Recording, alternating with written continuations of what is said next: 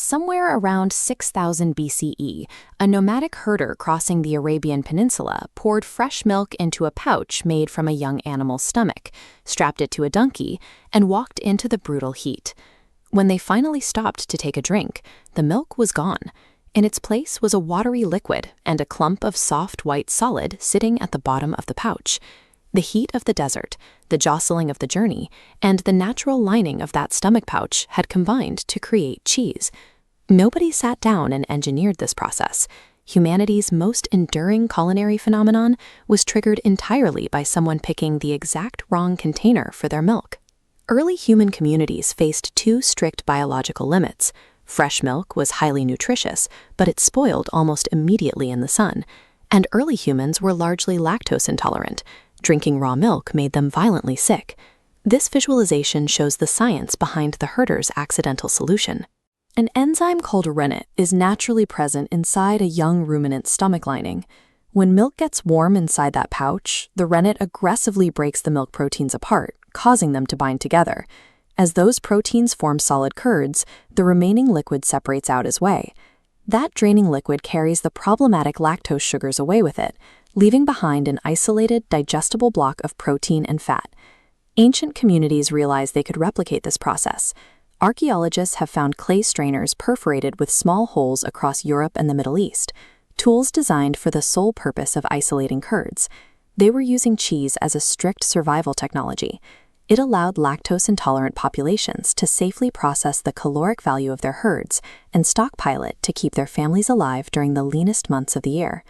As human communities expanded into complex civilizations, dairy production scaled directly alongside them. Sumerian cuneiform tablets from around 3500 BCE meticulously record everyday goods. Temple records from the city of list cheese distributed as infrastructure rations to the laborers building the earliest monumental structures on Earth. The Egyptians valued its nutritional density so highly, they sealed jars of cheese inside tombs, intended to sustain high-ranking officials in the afterlife. By the time of the Roman Republic, agricultural writers were publishing detailed manuals on how to curdle, salt, and age wheels in cool, dry environments, standardizing the process across millions of square miles. Legionnaires carried hard, aged cheese in their packs. It provided an unspoilable field ration that allowed troops to march for months without relying on fragile local supply chains. The massive territorial expansion of the ancient world's greatest empires was physically fueled by the logistical superiority of preserved dairy. When the Roman trade routes crumbled and economic networks disintegrated, in the 5th century, large-scale dairy production retreated into the isolation of Christian monasteries. Benedictine and Cistercian monks applied their strict vows of discipline and patience to agriculture. They carved out storage caves, using the naturally cool, humid underground environments to age wheels of cheese slowly and consistently. Without realizing the exact mechanics, the monks were harnessing microscopic biology. Over months and years, specific bacteria and molds break down the dense proteins and fats into smaller compounds, generating sharp, complex flavors. These aged wheels lasted so long and carried such dense value that they became an active currency in medieval Europe. Farmers routinely paid their rent and taxes in stores of aged dairy. The monastic communities took a basic caloric necessity and refined it into a highly valuable, infinitely variable economic asset, ensuring the practice survived the political fragmentation of the Middle Ages. As European nations began crossing oceans, galleons relied on massive stores of hardtack, barrels of salted meat, and wax-sealed wheels of hard cheese to keep crews alive for months. In 1851, a New York dairy farmer named Jesse Williams convinced his neighbors to pool their milk at his farm. He built the first centralized factory to manufacture cheese as a standardized commodity, rather than an unpredictable handmade farm good. The French chemist Louis Pasteur demonstrated that heating liquids could kill harmful microbes. Pasteurization meant these new, massive factories could process enormous volumes of milk without the constant threat of bacterial contamination. In 1916, James L. Kraft patented a method for heating cheese with emulsifying salts.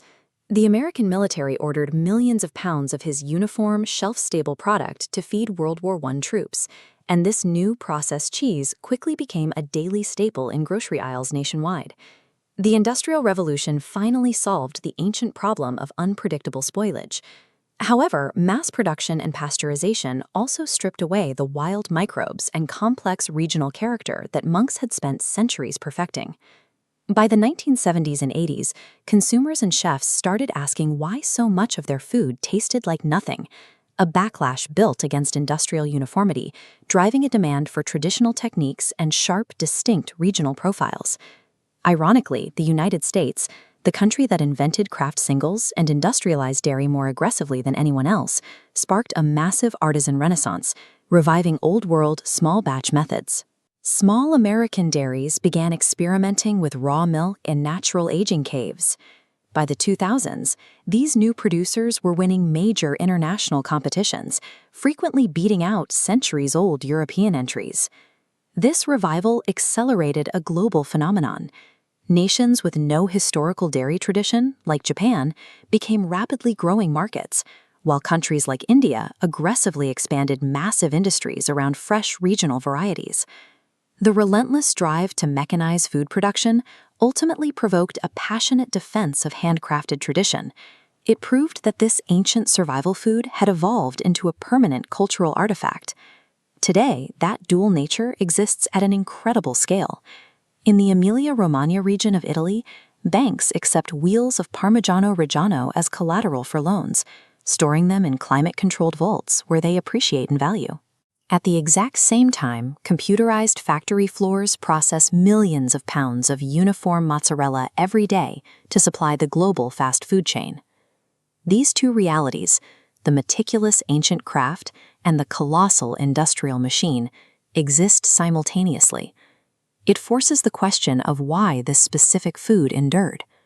Out of everything humans stumbled upon in the ancient world, why did this outlast the empires that adopted it and thrive alongside every technological revolution? It survived because it is endlessly adaptable. One moment of spoiled milk in a desert 7,000 years ago provided a prehistoric survival tool, which humanity then used as a canvas, absorbing the ambition, the economy, and the identity of every era it passed through. If you enjoyed uncovering the hidden stories behind this everyday object, hit the like button, subscribe, and let us know in the comments what everyday item we should investigate next.